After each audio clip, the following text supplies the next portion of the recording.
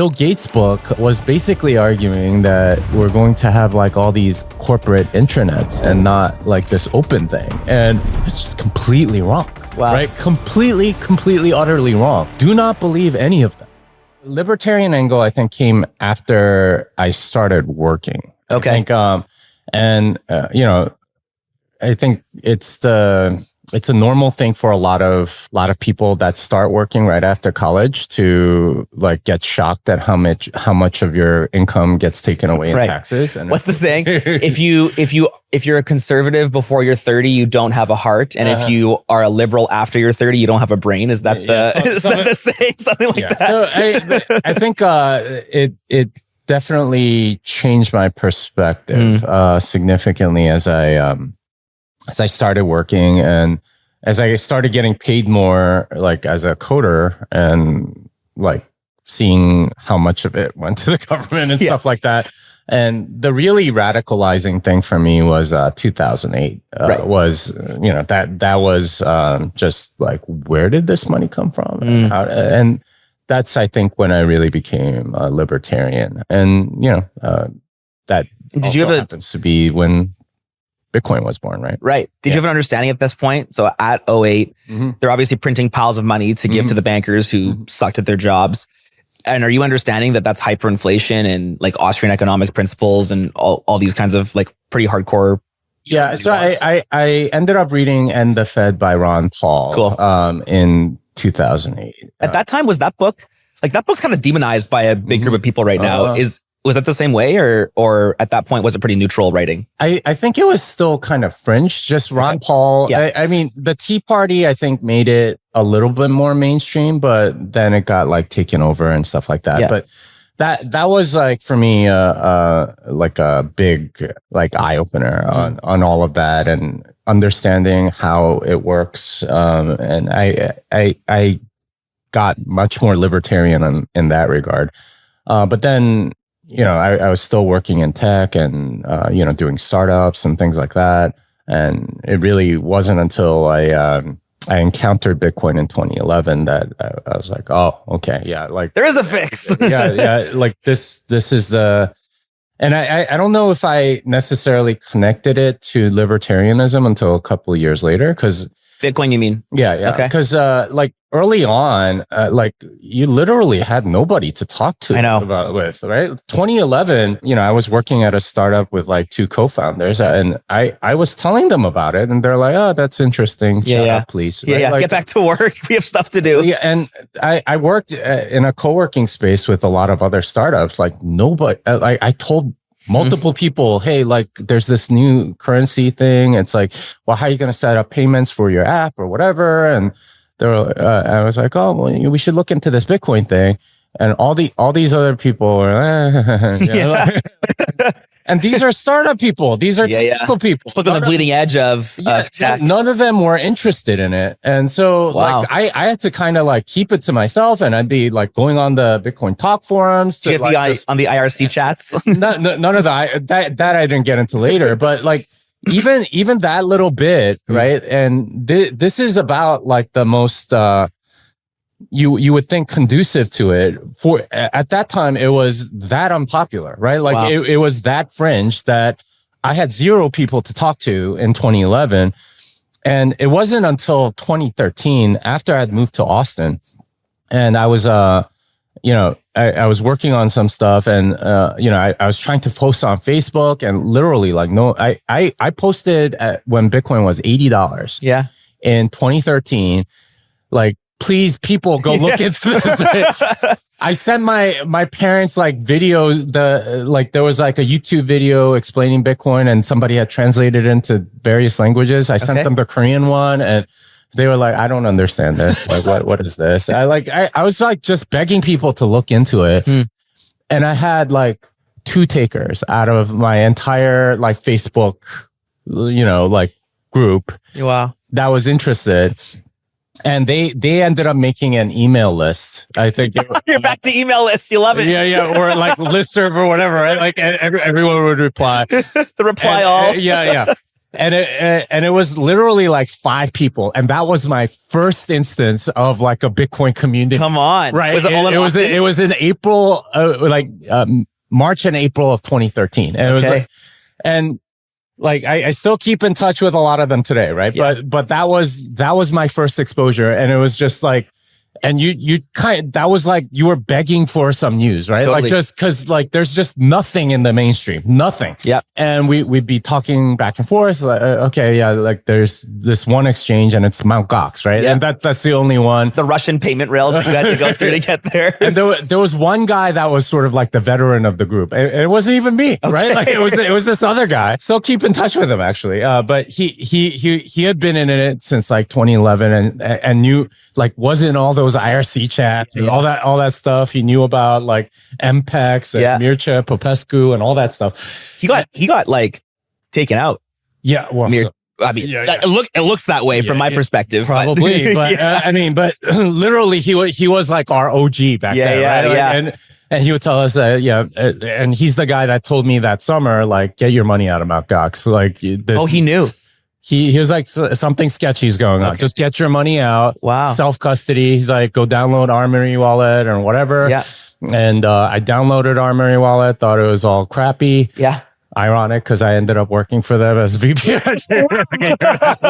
But that was that was the state of things. So like it was like totally the Wild West back then. Right? Like just like nobody knew what the hell was going on, and like the Austrian economics angle was like nascent at that time. Very few people knew. Yeah. And it wasn't until like October of that year that I went to my first Bitcoin meetup in Austin. Oh, cool. And that's when like the economics angle started solidifying. And I was fortunate enough to become friends with Safe through some of those people. And he was like, I have this book Manuscript. Does anyone want to like sort of give me some comments on it? And I started reading it, couldn't stop. Yeah. And I swear I marked up that Word document like crazy. I gave him like 200, 300 comments on it. And he was very appreciative. Yeah. And Safe's a good guy. He's such a genuine, when he asks you for something, he actually means it. Yeah. And that book, of course, ended up being the Bitcoin Standard. And that for me was like the crystallizing moment of everything just sort of coming together. Okay. Now this is the argument. So yeah, it's funny because when a lot of people are like, "Oh, you were just lucky," or you got in early or whatever.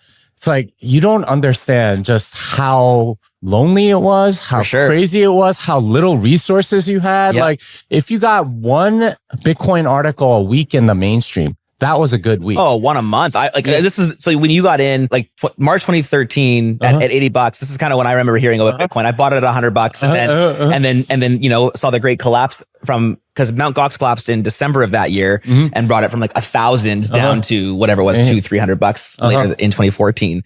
And I remember just being like, that was a crazy ride. Like this is nuts. And I remember sitting with one of my friends in Edmonton and we were like, maybe $200 is just all Bitcoin's worth. Maybe, maybe this is just, it was $243. And we were like, maybe this is it. Maybe this is just what it's supposed to cost. Yeah. And cause like you said, there was no one else to kind of talk to. I mean, at this point there's Bitcoin Talk Forum and, a few other chats, but the IRC chats is kind of where I got to lurk and read and hang out. But even still, I was too young, maybe, and immature to realize the economic and the sovereignty angle at that. Like at that point, it was just the investment angle, not the economic solution angle. And I don't know if you remember, but 2013, large part of the narrative was this is darknet money. This is the only reason that it's useful. Yeah, well, that was the mainstream push anyway. So it was all the FUD. And that was like, okay, well, if that's why it has value, then the arrest of Ross Ulbricht means that it's going to collapse, and it didn't. And that was like sort of like a catalyzing moment too. And that surprised you that when Ross got arrested, it didn't? Well, so that like OG or that email list, the OG guy came on and said, I might be selling at least half my position today because Ross Ulbricht was arrested. And I was like, maybe I should listen to him. But then, it started going up, and we had like one of the greatest bull runs of history, right? Like that was 6 weeks where it went from $120 to $1,100, and that was just absolutely insane. like the Bitcoin meetup just started getting random people, right? Like, and it was one of those like crazy moments. Yeah, that whole year was just like a very strange thing to be living through, because it started the year at like $12 or something, right? And then like throughout the year, it did all this. Like we basically had two huge pumps in that 1 year. And the expectation almost afterwards was like, oh, we're going to keep doing this like 2 pumps a year. And it was like, and then we had like 3 years wrong market, right? It was a very strange time. And it was an exciting time, right? It's a little bit similar to like the advent of email. It was like, you have an idea of how technology is going to evolve. But it's nothing like what you think it is. Right. And like very few people can really foresee how everything is going to play out. And, you know, in some ways, I suspect that's the case with AI right now. We have a particular conception of what the future is going to be like with it.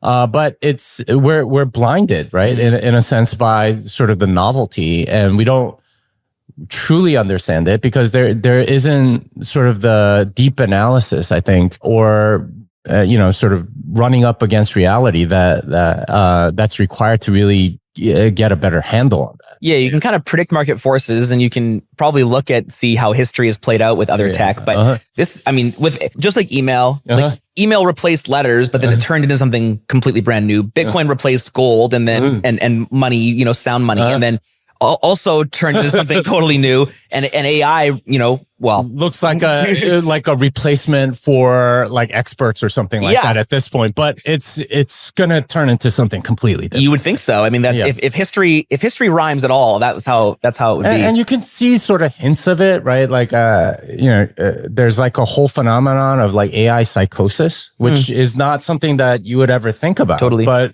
there are people that literally like started worshiping AI. Yeah. And there are people that fall in love with their AI. There are people that go crazy because the AI just tells them what they want. Like there are some weird fringe phenomenon that point to something about like this technology that we don't really fully grasp yet. And that's, that was the case with, email. That was the case with Bitcoin. That was even the case with computers, right? Like when I first came in, I thought it was like this cool, fun thing to interact with.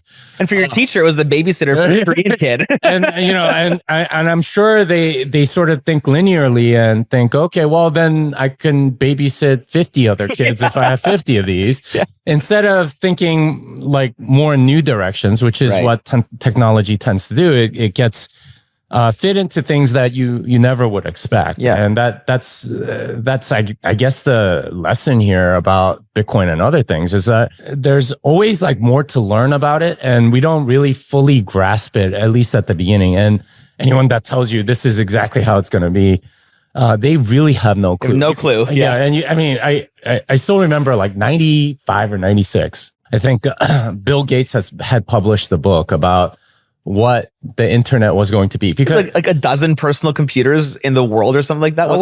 That wasn't that one. Okay. But that was his original thesis, wasn't it? Well, it was something else, but there was, for me, like in the late 90s or the mid 90s and stuff, like the internet was like associated with Al Gore. I don't know if you remember. Yeah. But he was the one like that, like advocating for it, and this is information superhighway, and that Bill Gates book was basically arguing that we're going to have like all these corporate intranets and like corporation based things, and not like this open thing. And that was like, he was one of the tech gurus or whatever that everyone was looking to for quotes and stuff, and it's just completely wrong. Wow. Right? Completely, utterly wrong. So when I think about like Jamie Dimon, right, like saying, oh, Bitcoin is whatever, or Warren Buffett saying it's rat poison, one of the financial gurus, completely wrong, completely and utterly wrong. And this is the thing about technology: like very few people really understand it. So like when we're thinking about AI, and you have these people saying, oh, we're gonna get AGI, and this guy how it's gonna, and Mark Andreessen saying this guy how it's gonna evolve or whatever. do not believe any of them. Yeah, I like that. They have no idea what it's going to be doing. I don't think anyone does, because it's such a, like, it requires like a completely new direction that you're not going to be able to predict. I think too, it's because people generally lose the first principle perspective of, like, to his credit, like Safe's book holds up 10 years later because it's completely first principle based. There's no vision casting. There's no guessing what humans are going to be doing. It's just, here are the physics of the world. Here's how Bitcoin answers those physics. And then you make your own thesis. And I think that's the best way to approach things. This is kind of how I arrived at, like I position Bitcoin as biblical money, and the way that, like, I actually gave a presentation. The name's a little bit blasphemous, but it's called Jesus is a Bitcoiner. And it's like, it's describing how all these attributes that Bitcoiners, claim to have are attributes that Jesus taught, 2000 years ago. And how the relationship between Bitcoin as sound money and what the Bible teaches about, how humans should be acting and reacting is it's all first principle based.